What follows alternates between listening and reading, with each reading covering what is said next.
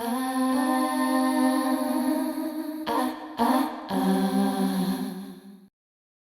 se demande tous comment Dada Masilo a pu réinventer Gisèle en 2017 sans en perdre l'âme. Bon, allons poser ça au labo d'art.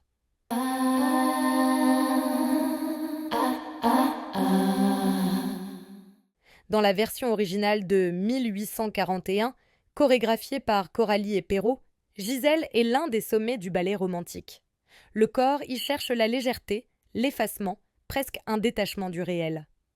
Le premier acte s'ancre dans un village idéalisé avec la pantomime codifiée, comme les feuillages de la Marguerite, qui sert à raconter l'histoire. Le deuxième acte, lui, cherche à représenter l'au-delà. Théophile Gautier écrivait en 1841 que l'acte blanc était baigné d'une brume bleuâtre, prêtant aux arbres des apparences fantastiques. L'objectif était clair, faire oublier le poids du monde pour toucher une forme d'invisible. Dada Masilo, en 2017, part de cette architecture dramatique, mais elle la fait basculer dans un autre territoire. Elle ne modernise pas Gisèle, elle la réenracine.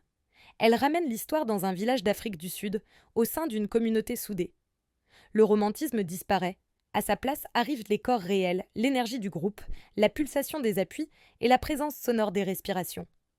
Là où le romantisme cherchait la verticalité et la suspension, Masilo sculpte une danse horizontale, terrienne, vibrante.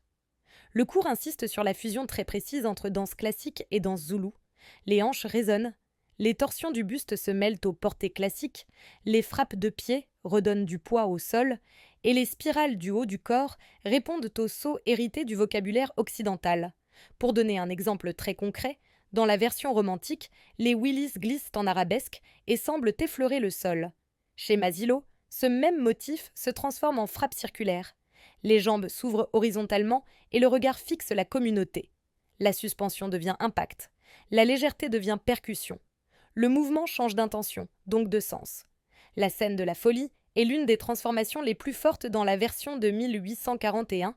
Gisèle vacille dans une gestuelle presque immatérielle. Elle répète des gestes interrompus, comme si sa mémoire s'effaçait. Chez Masilo, la folie devient une rupture interne. Gisèle rejoue les gestes du matin, mais ils se brisent brutalement. Elle frappe, elle tourne, elle s'effondre et se relève, prise dans un souffle court. Le sol n'est plus un obstacle, c'est un témoin. La folie n'est pas une perte d'elle-même, c'est une explosion retenue qui finit par jaillir. Le rôle de Myrtha est lui aussi complètement transformé. Dans le romantisme, c'est une reine blanche et silencieuse.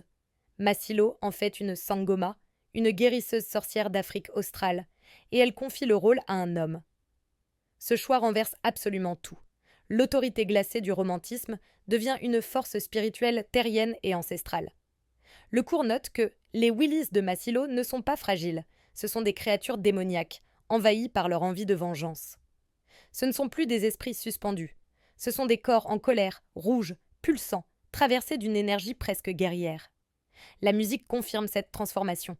Le spectateur doit tendre l'oreille pour reconnaître les motifs d'Adolphe Adam, tant les percussions, les respirations et les voix les recouvrent. C'est une autre manière de dire que le mythe s'adapte à la culture qui le porte. Le résultat n'est pas une nouvelle Gisèle. C'est une Gisèle repensée par une communauté, une histoire, une mémoire partagée. Et puis il y a la fin. Là où Gisèle, en 1841, pardonne et sauve Albrecht, Masilo refuse cette conclusion. Il n'y a pas de pardon. Il y a un dernier geste, sec, assumé, qui renverse toute la logique romantique. Comme l'écrivait André Levinson en 1930, le ballet romantique fut l'expression d'une métaphysique spiritualiste. Masilo renverse cette métaphysique en recentrant la danse sur le corps, la justice et la mémoire collective. Cette Gisèle-là n'est plus un spectre, c'est une femme debout, ancrée, qui refuse d'être effacée, une femme qui transforme la danse en acte de résistance. Dans le prochain épisode, on traversera encore une autre réécriture majeure, Gisèle de Matt Eck, pour comprendre comment un même mythe peut devenir un récit d'enfermement, de déformation et de lutte intérieure.